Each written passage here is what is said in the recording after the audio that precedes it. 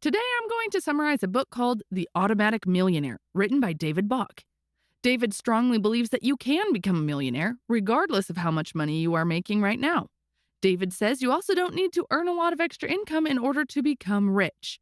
In fact, as low as $5 a day is enough. Most people believe that the secret to getting rich is all about finding new ways to increase income. Well, it simply isn't true. Ask anyone who got a raise last year if their savings have increased. In almost every case, the answer will be no. Simply look at your own life. Today, you're probably earning more than you were 10 years ago. But are you richer now? Do you have more wealth now? Do you save more now? The answer is most likely no. Why is that? Well, because the more we make, the more we spend. How much you earn has almost no impact on whether you build wealth or not. In order to become an automatic millionaire, you've got to accept the idea that, regardless of the size of your paycheck, you probably already make enough money to become rich. Let me repeat that last part. Regardless of the size of your paycheck, you probably already make enough money to become rich. I can already hear you say, "Come on, what I earn is barely enough to cover my expenses by the end of the month, and you're telling me that I can still become rich with that income?" Well, first of all, it is not me who says it, it's the author. And second of all, yes, you are right. You can become rich with whatever you earn right now. I can't stress enough the importance of believing this, not just with your mind, but with your heart as well. This is an aha moment that can truly change your life financially. You're probably wondering at this point what the secret is. Well, the secret is called the latte factor. It basically says instead of spending $5 a day on coffee, if you invest that amount, you'll become rich. To be honest with you, as soon as I read this, I stopped reading the book and said to myself, ugh, another financial guru telling me to stop drinking coffee. I am not going to give up my favorite drink for the sake of saving $5. I was planning to return the book and get a refund. But then I continued reading just to entertain myself and see what kind of nonsense the author was going to talk about. And I'm glad I did, because I was wrong to judge it too quickly. And I found out that the latte factor is not actually about lattes, as its name suggests. The reason it is called the latte factor is because of the way this concept was born. David says in one of the seminars, a lady complained that what he was teaching was not practical because she barely survives by the end of the month and there is no way she can even save an extra $5 to invest. After analyzing her daily expenses, David found out that she spends around $5 every morning on coffee and a muffin and another $5 on snacks around 11 a.m. So every day she spent $10 by 11 a.m., and it's not even lunchtime yet. David asked the lady to guess how much money she could save by her retirement if she started investing half of that $10. She thought it would maybe be around $70,000 or $80,000. After some calculations, the lady was shocked to find out that if she invested $5 a day with 10% yearly return, she could have $1.2 million by her retirement. Her daily coffee and muffin were costing her $1.2 million. This was a wake-up call for her to change, and this is how the latte factor was born. Now, some of you probably think that this doesn't apply to you because you don't drink coffee, and even if you did, you would never waste the kind of money she wasted on lattes. If you think like that, then you are missing the point, just like I did when I first heard about the latte factor. What the author is talking about here isn't just lattes. What he's talking about is how we don't realize how much money we waste on little things and how it can change our lives if we simply change our habits just a little bit. Your latte factor is probably not the latte, but it's the money you waste on bottled water, cigarettes, soft drinks, candy bars, fast food, memberships, etc. Whatever it happens to be, we all have a latte factor. We all throw away too much of our hard-earned money on unnecessary little expenditures without realizing how much they can add up to. The latte factor is different for different people. For you, it might be eating out every day or cigarettes. And for another person, it might be a second house or a second car that he doesn't use.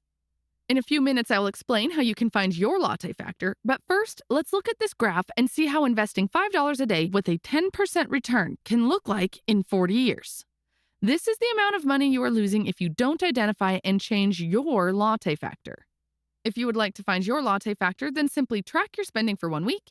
If it sounds too long, then just do it for 2 days, but don't change your behavior on those 2 days. Write down everything, and when I say everything, I mean absolutely everything, even if it costs a few cents. regardless of how you pay for it, cash or credit card. The author strongly recommends writing it down and not doing it in your head because there's so much power in written numbers. This exercise will help you see clearly what things you waste money on. This is where the yeah buts come in.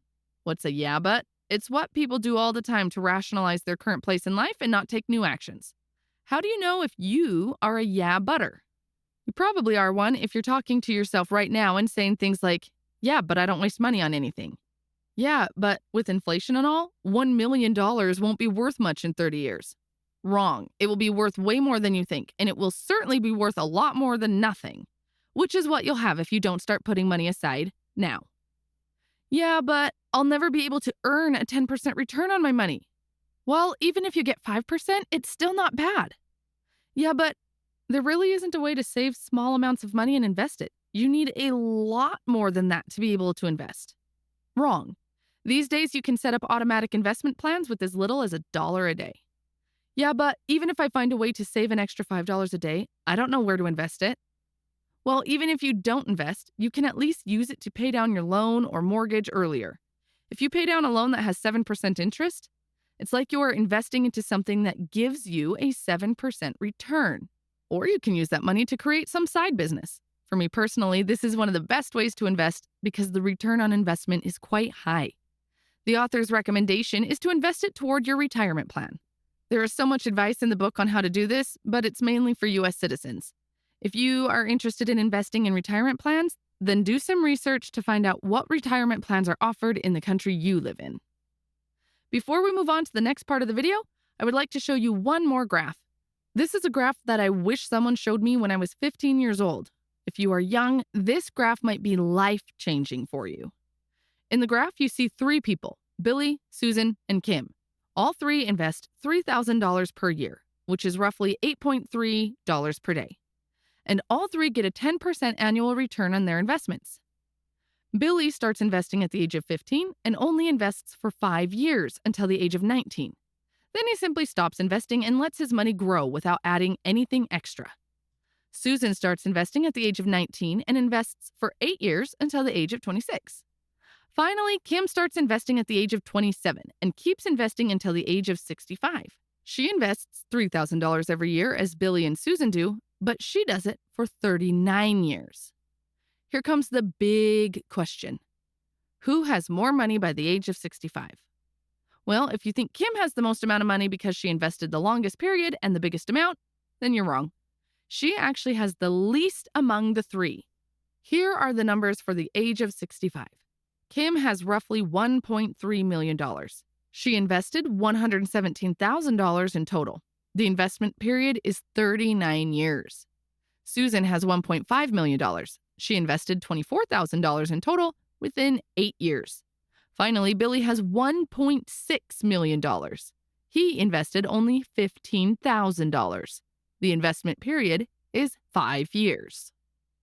As you can see, Billy has the least amount of time and money invested, but despite that, he ended up with the biggest amount of money. Why? Simply because he started earlier. This is the power of time in investing. To summarize what we talked about so far, in the first part, we talked about finding your latte factor. And as I mentioned earlier, the purpose of the latte factor exercise is just to help you realize that you already make enough money to invest and become rich. After doing this exercise, if you want to take things more seriously and move your money game to a new level, then you need to do one more thing. You need to start paying yourself first. You probably know this concept, plus I've made another video about it, so I'm not going to talk about it much, but let me explain why you must pay yourself first. We humans are terrible at many things, and one of them is budgeting. Budgeting is like counting calories when you are on a diet. You do it for a few days, maybe weeks, but then you stop doing it. So if you don't budget to pay yourself, then you'll probably end up paying everyone else, but not yourself. You must prioritize yourself and get paid first, just like governments do. Governments didn't always grab a chunk of your paycheck before you even saw it. For example, up until 1943, people got their money when they earned it, and they weren't asked to pay income taxes until the next spring. From the government's point of view, however, there was a problem with this system. People just couldn't be counted on to budget well enough to have enough money in reserve to be able to pay their taxes the following spring when the bill came due. Think about that for a second. The government is pretty smart. It figured out years ago that people couldn't budget, so it set up a system to make sure it got paid first. Not only did the government arrange to get paid first, but it also automated the process so there wouldn't be any problems. It figured out a near foolproof way to make sure it would always get its money. No ifs, ands, or buts. But now you need to do the same thing. You need to set up a system that guarantees you will get paid, a system in which you pay yourself first. And here comes the most important part of all. And I am happy that the author talks about it as well. And that is automation. It does not matter how much you pay yourself or where you invest that money. Make it automatic. I can't emphasize the importance of automation. If you only take two things from this video, then the first should be paying yourself first, and the second, making it automatic. You are not disciplined enough to do it every month. Just accept it as fact. The author says in 9 years, he has seen many people who have tried to do it manually, relying on discipline, but all have failed, except one person. Finally, in the end, I would like to say a few words about the book itself. There's quite a lot of practical advice, but some of them are only applicable to U.S. citizens.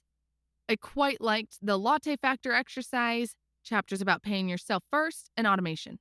There is one thing that I just don't like, not just in this book, but in many personal finance books. And that is focusing too much on retirement and talking about how great life will be when you finally retire with $1 million at the age of 65. To me, this personally seems boring. Plus, I don't know if I will be in good health to enjoy that money at the age of 65. I would love to see more financial books talking about getting rich young. Please don't get me wrong. I'm not saying investing for the long term for retirement is bad or that you shouldn't do it. I personally do it as well, but I don't rely on that to take care of me. It's a nice thing to have, especially since it doesn't take much effort. Once you set it up, it runs itself. I am personally mostly focused on getting rich young through creating businesses. But I understand that the majority of people watching this video don't want to do that. And that's absolutely fine. If you liked this video and would like to see more, then check out the playlist for my channel, which you probably see on your screen right now. If you didn't like it, I totally understand. Feel free to hit the dislike button. Just keep watching The Swedish Investor and don't forget to subscribe. Finally, special thanks to Eric, the Swedish Investor, for giving me this opportunity. Have a wonderful day.